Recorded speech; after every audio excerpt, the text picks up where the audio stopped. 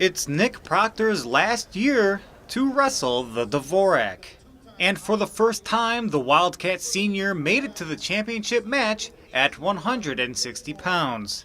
His opponent, also named Nick Moore from Iowa City West High School, a two-time Iowa state champion. Proctor and Moore hold the top two seeds, both undefeated. The two have never met before, and in the first period, each took their turn to get comfortable, 0-0 going into the second.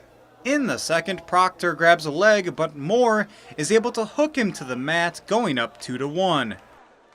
Then again that same period, another 2 points.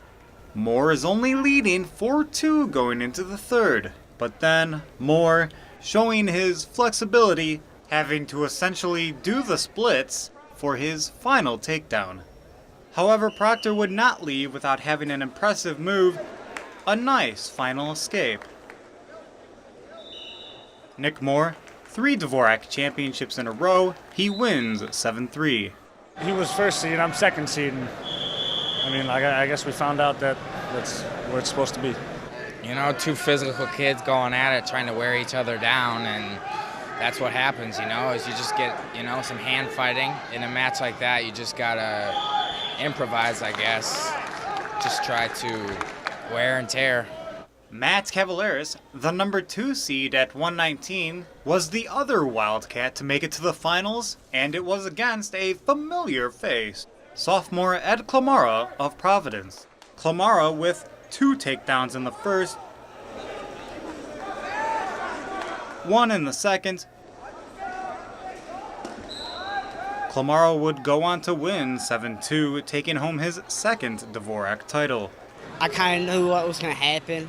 Me and Cavalier, we wrestled each other for a long time, since like back in grade school, so we kind of know each other's styles, so. We kind of expect to get into scrambles when we know each other's offense and stuff. Andy Spangler would wrestle for third place after losing his first match of the season to Mount Carmel's Charles Argue. His opponent for third place, Barrington's Dan Santaro. Andy on the bottom here in the second period anticipates Santaro's leg and completes the reversal, extending his lead 8-2. In the third, a good hesitation. Spangler gets 2 more points and goes on to win the third place trophy. In the end, Montini wins the team title, Neuqua Valley finishes 9th, and it was the growth that took place amongst the team which pleases Coach Rudiger. And our 4 top kids with Chizek taking 6, they carried the load there, but we also had some good points from our younger kids that is going to make a difference down the road with this experience factor. Along with Spangler and Mount Carmel's Charles Argue in Illinois' top 3 rankings at 171 is one wrestler who did not join his team at the Dvorak today, Joanna Cooey of St. Rita. Reporting from Harlem High School in Machesney Park, Rick Riso, Naperville Sports Weekly.